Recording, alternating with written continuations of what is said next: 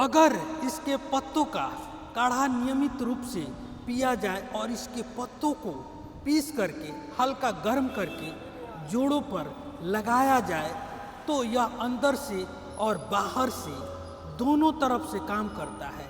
धीरे धीरे जोड़ों की सूजन कम होने लगती है, जकड़न खुलने लगती है और दर्द में आराम मिलने लगता है। आप इसे इस तरह से उपयोग कर सकते हैं। इसी तरह साइटिका, जिसमें कमर से लेकर पैर तक नस में तेज दर्द चलता है, उसमें भी पारिजात बहुत गहरा काम करता है।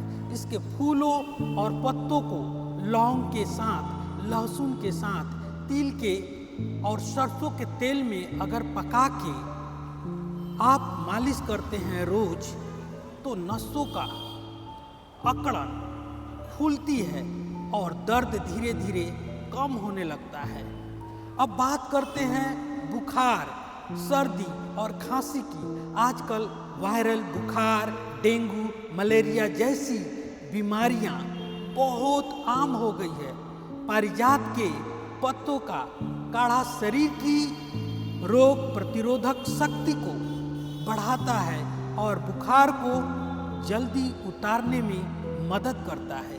यह फेफड़ों में जमे कफ को बाहर निकालता है, जिससे खांसी में आराम मिलता है और सीने का भारीपन कम होने लगता है। जिन लोगों को पेट की समस्या जैसे गैस, अपच, पेट फूलना या कब्ज रहती है, उनके लिए भी पारिजात बहुत उपयोगी है।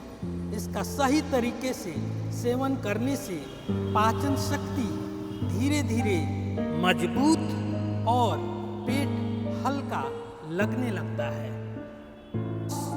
और सबसे सुंदर बात यह है कि पारिजात सिर्फ शरीर पर ही नहीं बल्कि मन और दिमाग पर भी काम करता है। इसके फूलों की खुशबू मन को शांत करती है, तनाव, चिंता और बेचैनी को कम करती है और जिन लोगों को नींद नहीं आती है उन्हें अच्छी नींद लाने में मदद करती है।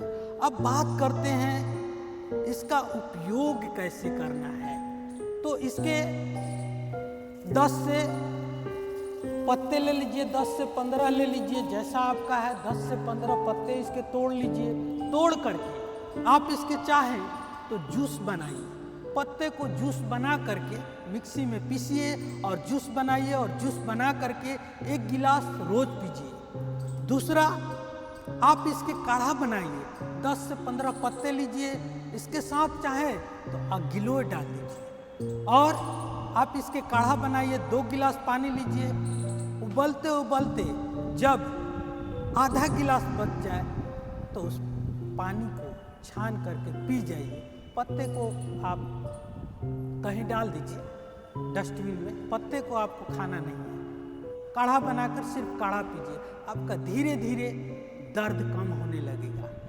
चाहे तो इस पत्ते को आप, इसके फूल है तो फूल का भी उपयोग तेल पका करके आप उपयोग कर सकते हैं। इसके छाल निकाला जाता है, छाल का काढ़ा बनाया जाता है। जैसे ये तो छोटा पेड़ है, पतला पेड़ है, इसलिए बता रहा हूँ। मोटा पेड़ होता है, उसके छाल निकाला जाता है और छाल निकाल करके उसको सुखा लिया जाता है और सुखाने के बाद इसके काढ़ा बनाया जाता है और काढ़ा बना करके आप जब पीते हैं तो आपका धीरे धीरे दर्द कम होने लगता है। पत्तों को, जैसे मैंने पहले भी बताया कि पत्तों को पीस करके हल्का गुनगुना करके इसके लेप भी लगा सकते हैं। जब लेप लगाते हैं तो अंदर और बाहर दोनों से काम करता है और फिर दर्द धीरे धीरे कम होने लगता है। तो आप अपने घर में पारिजात का उपयोग कर सकते हैं। ज़्यादातर पारिजात दर्द के लिए है, बुखार के लिए है, इन सब चीज़ों के लिए आप पारिजात को अपने घर में यूज कीजिए।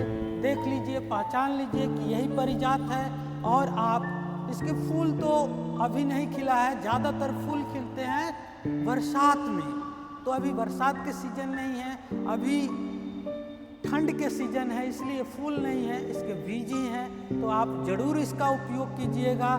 कई तरह के दर्द में, जुखाम में, खांसी में, बुखार में आप इसके पत्ते, फूल और बीज का और इसके छाल का उपयोग कर सकते हैं। और पारिजात के बीज का पाउडर बना करके पानी में भिगो करके पेस्ट बना करके पूरे बाल में लगाने से डैंड्रफ, जू खत्म हो जाते हैं और बालों में मजबूती आ जाती है। इससे बाल झड़ना बंद हो जाता है।